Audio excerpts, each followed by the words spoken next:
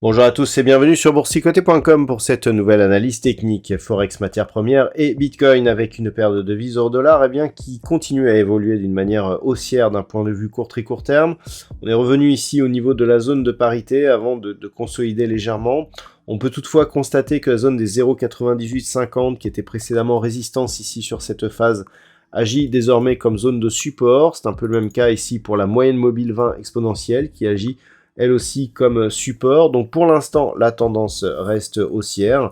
Il faudrait toutefois confirmer ici avec une poursuite au-delà de la zone ici des 1.02 pour avoir une sortie ici de cette dynamique moyen terme qui reste orientée à la baisse, comme on peut le voir sur ce graphe. Donc pour l'instant, malgré le rebond actuel, on est effectivement dans une dynamique haussière très court terme, mais d'une tendance moyen terme qui reste toujours baissière.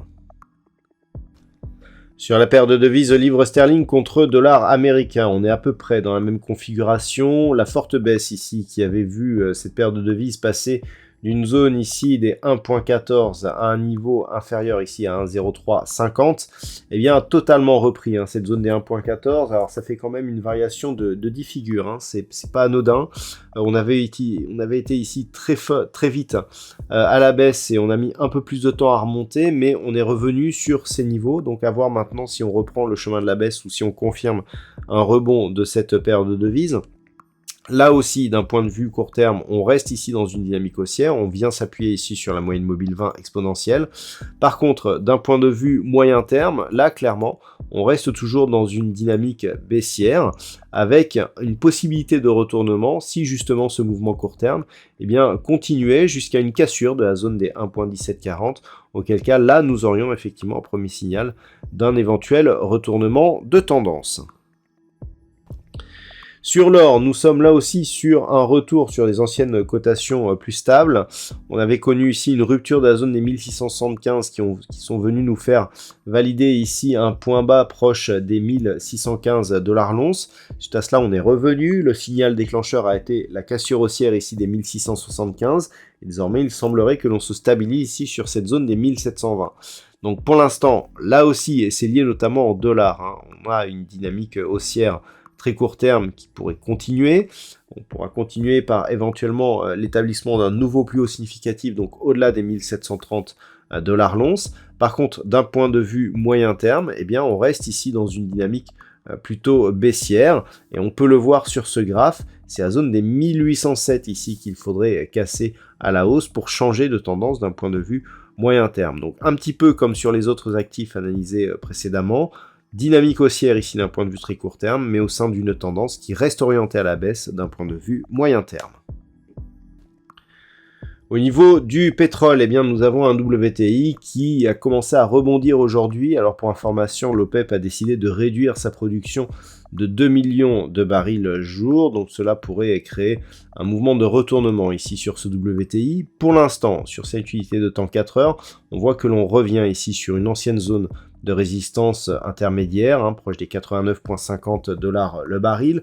La dynamique court terme, là aussi, est fortement orientée à la hausse, mais du point de vue de la tendance moyen terme, on reste ici dans une dynamique baissière.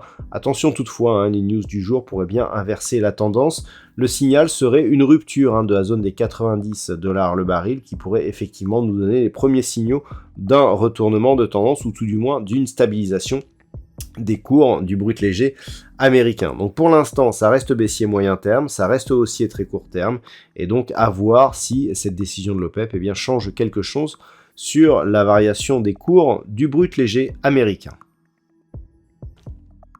Et puis enfin, au niveau du Bitcoin, on reste toujours ici autour de cette zone des 20 000 $ pour un Bitcoin.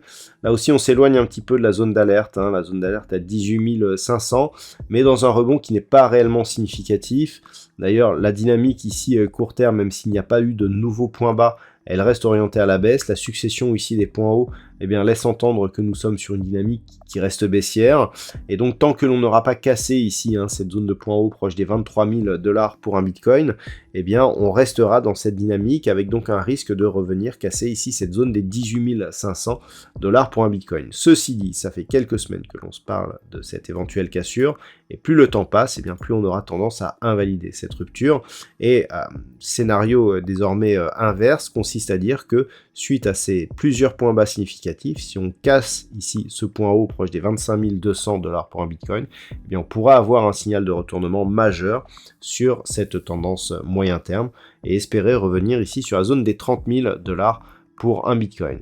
Pour noter, et comme je vous le dis depuis maintenant plusieurs semaines, si on casse ici la zone des 18 500, eh bien on visera un objectif qui sera inférieur aux 15 000 $ pour un Bitcoin.